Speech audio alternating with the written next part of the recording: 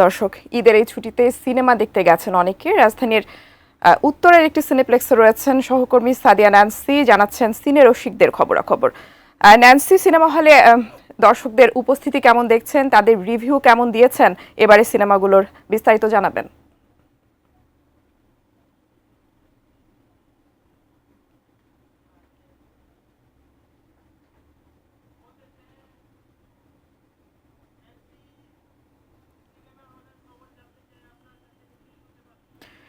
Nancy, cinema হলগুলোর খবর জানতে চাই আপনার কাছে। দর্শক উপস্থিতি কেমন দেখছেন, বিস্তারিত জানাবেন আমাদের।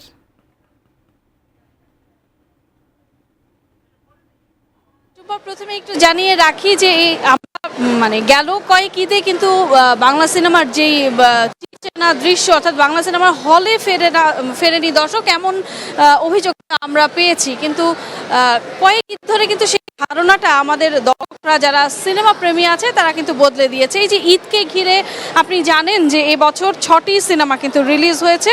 স্বাভাবিকভাবেই শাকিব খানের সিনেমার মানুষের একটু বাড়তি আগ্রহ থাকে, তো বরাবরের মতো তার সিনেমা তো খুব ভালো চলছে।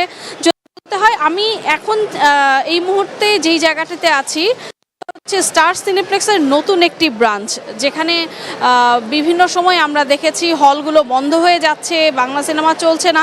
সেই রকম একটা মুহূর্তে কিন্তু নতুন একটি ব্রাঞ্চ খোলা অবশ্যই বাংলা সিনেমার জন্য একটি ইতিবাচক সংবাদ বলতেই পারি আমরা।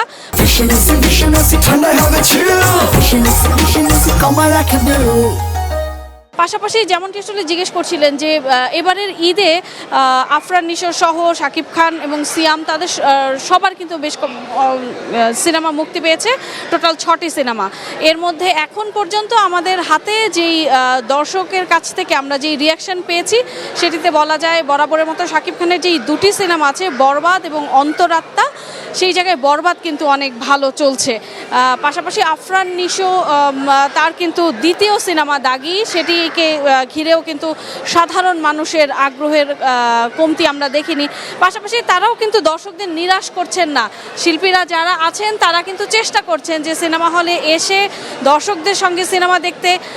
এখন আমি যেই জায়গাটায় আছি, উত্তরার স্টার সিনেপ্লেক্সের যেই ব্রাঞ্চ, সেই জায়গায় কিন্তু কিছুক্ষণ পরেই আফরান নিশো এবং শিহাব শাহিনের যে টিম, অর্থাৎ সিনেমার যেই টিম, তারা কিন্তু আসবেন, দর্শকদের সঙ্গে সিনেমা দেখবেন। এবং দুপুরের নাগাদ কিন্তু স্টার সিনেপ্লেক্সের আরও একটি ব্রাঞ্চ বসুন্ধরা সিটিতে, যেটিতে সেখানে মোশাররফ করিম, আপনি জানেন যে তার একটি নতুন সিনেমা এসেছে চক্কর, সেইটি কিন্তু তিনি প্রচারণার জন্য এসেছিলেন। একদম সশৈলে সাধারণ মানুষের কাছ থেকে যে রিয়াকশন, তারা কিন্তু খুব আগ্রহ নিয়ে এবারের ঈদের সিনেমাগুলো দেখছেন। এবং যারা আসলে অভিনয় করেছেন তারাও মনে করছেন এই যে উৎসবকে ঘিরে এতগুলো সিনেমা মুক্তি এবং সেই সিনেমাগুলোর মাধ্যমে হলমুখী হবে দর্শক, এবং তারাও দর্শকদেরকে আসলে ভালো ভালো কাজ উপহার দিতে পারবেন। এবং সিনেমা ইন্ডাস্ট্রির যেই সুবাতাস, সেটি নিশ্চয়ই সারা বছর তারা আরও ভালো কাজের মাধ্যমে সেই সুবাতাস আবার নিয়ে আসতে পারবেন।